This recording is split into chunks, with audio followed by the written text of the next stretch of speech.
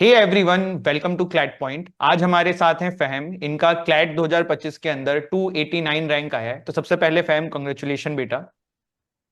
Thank you sir. ये बहुत proud की बात है, हमारे स्टूडेंट फहम है और इनका इतना अच्छा रिजल्ट आया है। फहम, सबसे पहले मैं यही जानना चाहता हूँ कि किस तरीके से आपने प्रिपरेशन किया था, पहला क्वेश्चन। और दूसरा ये कि प्रिपरेशन को हम बाद में लेंगे, पहले मैं ये जानना चाहूंगा कि पेपर थोड़ा सा अनएक्सपेक्टेड था, तो वो उस समय सिचुएशन कैसे आपने टैकल किया। बहुत लोग नर्वस हो जाते हैं, बहुत लोग थोड़ा परेशान हो जाते हैं। तो सर जब मैंने पेपर को देखा तब ऑफ कोर्स थोड़ा सा 2024 के लाइंस पे लगा था। मैंने लीगल रीजनिंग से शुरू किया था। हम्म। इनिशियली तो थोड़ा लगा, लेकिन जब धीमे धीमे आगे क्वेश्चंस को मैंने अप्रोच किया तो यही लगा कि थोड़ी सी आउटसाइड नॉलेज लग रही है। लेकिन बेसिक ही था मोस्टली।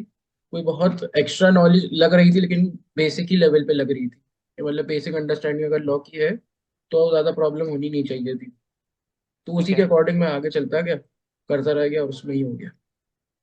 फैम, अब हम थोड़ा सब्जेक्ट वाइज आपकी स्ट्रेटेजीज जानने की कोशिश करते हैं कि आपने किस तरीके से आपकी प्रिपरेशन करी थी। तो सबसे पहले करंट अफेयर से शुरू करते हैं। फैम, आपने क्या किया करंट अफेयर के लिए पूरे साल भर, और किस तरीके से आप तैयारी करते थे। करंट अफेयर्स में न्यूज़पेपर तो नॉन नेगोशिएबल है, उसको डेली हम्म। फॉलो करना है। उसके अलावा कोचिंग्स की कंपेंडियम्स आती हैं, तो कोई भी अच्छी कोचिंग है उसकी कंपेंडियम्स को यूज़ करें। उसके नोट्स अच्छे से बनाएं, उसको रिवाइज करना होता है। रिवीजन तो बहुत ही इंपॉर्टेंट चीज़ है। और उसके बाद दृष्टि आईएएस को बहुत अच्छे से एक्सप्लॉइट करना चाहिए, क्योंकि वो भी बहुत अच्छा एक सोर्स है, दृष्टि आईएएस। उनकी वेबसाइट आप कह रहे हैं जो रहता है ना। जी जी, उनकी वेबसाइट पे। जी। फहम, अब लीगल रीजनिंग के बारे में थोड़ा बताओ, कैसे आपने इस सब्जेक्ट को टैकल किया था। लीगल रीजनिंग में मेनली तो प्रैक्टिस ही रहनी चाहिए, क्योंकि मोस्टली जैसा पैसेज बेस्ड ही आता है। और उसके बाद लाइव लॉ और बार बेंच जैसी वेबसाइट से उसके आर्टिकल्स को फॉलो करें तो उससे कॉम्प्रिहेंशन इंप्रूव होगा लीगल रीजनिंग का। हम्म। और बाकी प्रैक्टिस है मेन उसमें, और उससे ज़्यादा बेसिक कुछ नहीं। कॉन्सेप्ट का क्या, आपको क्या लगता है फहम की, जैसे टॉट कॉन्ट्रैक्ट आईपीसी के जो बेसिक कॉन्सेप्ट्स हैं उसको पक्का जी, करने की नीड है कि नहीं है, मतलब पैसेज बेस पे उसको सॉल्व बिल्कुल, करेंगे तो। जी बिल्कुल नीड है उसको करने की, क्योंकि जब आपके सामने वो पैसेजेस आएंगे तो वो कॉन्सेप्ट्स आपके पढ़े हुए होंगे तो और आसानी होगी आपको उसको पढ़ के आंसर करने में। ठीक है फहम, अब थोड़ा critical reasoning and reading comprehension के बारे में बताओ। और इसमें रीडिंग का गेम बहुत रहता है इन दोनों सब्जेक्ट्स में, तो उसमें भी कैसे आपने टैकल किया चीजों को। सीआर और आरसी दोनों ही में डाइवर्सिफाइड रीडिंग रीडिंग जो होती है वो बहुत ज़रूरी होती है। अलग अलग सोर्सेज से आप अलग अलग तरह के ऑनर्स के जो आर्टिकल्स होते हैं उनको पढ़ना बहुत ज़रूरी होता है। चाहे वो जी। लॉ का हो, लिटरेचर हो गया, फिक्शन हो गया, नॉन फिक्शन। तो वही डाइवर्सिफाइड रीडिंग अलग अलग सोर्सेज से जी। उसको पढ़ें। और उसके बाद इसमें भी प्रैक्टिस है मेन। और जो क्रिटिकल रीजनिंग के बेसिक कॉन्सेप्ट्स होते हैं उनको भी आपको एक बार जरूर देखना चाहिए, जैसे कि आपका इन्फ्लुएंस हो गया, मेन आइडिया हो गया, स्ट्रेंथनिंग वीकनिंग, ये सब उनके जो बेसिक्स होते हैं वो सब बहुत जरूरी होते हैं। और क्वांट आपकी स्ट्रॉन्ग पॉइंट थी फहम, कि आप क्वांट को थोड़ा, मतलब जैसे बहुत सारे क्लैट के एस्पिरेंट जो होते हैं वो क्वांट को स्किप कर देते हैं, तो आपका क्या था, आपने क्वांट की प्रॉपर साल भर प्रैक्टिस की थी, पेपर में कैसा क्वांट हुआ आपका। क्वांट थोड़ा सा पेपर में ट्रिकी आया था इस बार। जी। और उसकी प्रैक्टिस मैंने करी थी पूरे साल।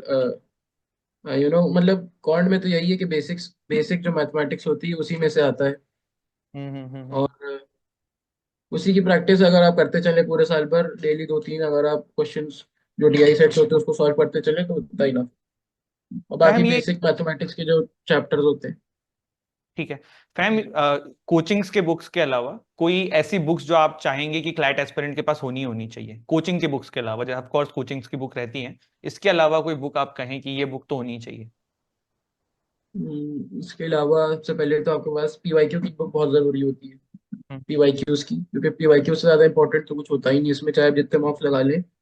बिल्कुल। जो क्लैट का पेपर आता है वो मॉक से बिल्कुल अलग ही आता है। तो हम्म। उसकी आपके पास एक बुक जरूर होनी चाहिए। और उसके बाद एक बुक आती है मैथमेटिक्स की, 18 डेज वंडर। वो भी बहुत हम्म। हेल्प करती है आपको बेसिक्स पढ़ने में, हम्म। उससे बहुत हेल्प होती है। Word power made easy optional है, अगर चाहें तो कर सकते हैं, वरना वोकैबलरी आपकी उससे इम्प्रूव हो जाएगी। लेकिन वो आप रीडिंग से भी इम्प्रूव कर सकते हैं। अगर आप डेली न्यूज़पेपर फॉलो करें तो उससे भी, अगर आप डेली के तीन चार वर्ड्स डेली भी निकाल लें तो उससे भी आपकी वोकैब इम्प्रूव हो जाएगी। फैम जैसे ये आपका ड्रॉप ईयर था, and I can recall the time जब स्टार्टिंग में आपसे मेरी बात हुई थी आज से 1 साल पहले, तो वो चीज थी कि सर ऐसे कर रहा हूँ मैं, ये कर रहा हूँ, तो मुझे आप स्टार्टिंग से आपकी स्ट्रेटेजी को लेकर थोड़े कॉन्फिडेंट लगे थे कि ये करना है, ये करना है, ये करना है। तो ड्रॉप ईयर में इतना इजी तो नहीं रहता है, क्योंकि अपना सोशल आउटगोइंग बंद हो जाती है, घर पे रह के तैयारी करते हैं, क्लासेस जो ऑनलाइन है वो आप देख लेते होंगे, मॉक टेस्ट आप जो दे रहे होंगे। तो थोड़ा ये बताओ कि कैसे आपने टैकल किया ये ड्रॉप ईयर का सिचुएशन, और कैसे आपने अपने आप को मोटिवेट रखा through out the year. Of course drop year में थोड़ा सा कॉम्प्लेक्सिटीज बढ़ जाती है जब आप स्कूल में होते हैं उससे ज़्यादा। तो यही है कि बस आपको मोटिवेट रहना पड़ेगा, अपने गोल की तरफ आप ध्यान दें, और बाकी कॉम्प्लेक्सिटीज जो डिस्ट्रैक्शंस होते हैं उनको अवॉइड करना आपको चाहिए। और बाकी बस अपना जो गाइडेंस है, मेंटोर्स हैं, उनसे अगर कभी प्रॉब्लम हो तो आप बात कर लें। ठीक है फैम, और बाकी खुद इम्पोर्टेंस का ऑफ। एक मोटिवेशन भी।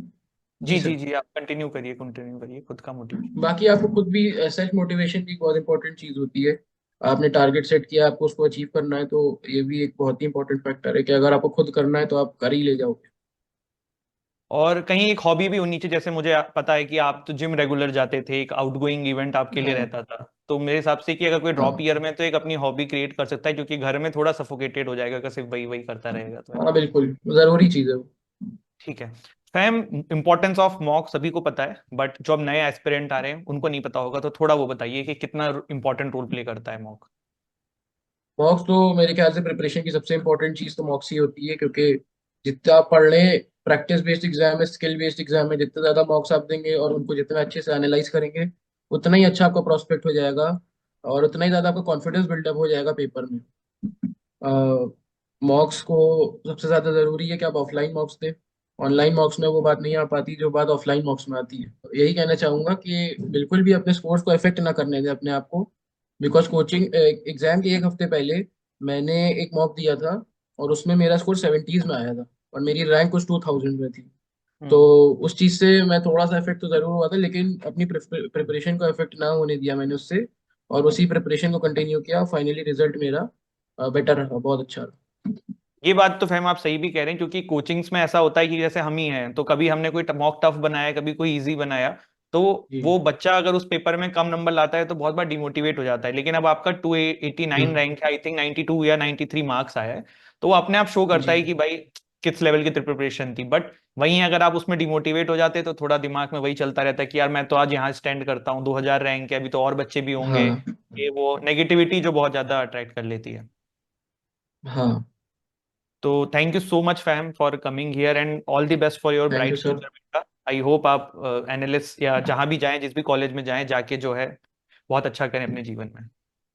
Thank you sir. Thank you so much बेटा।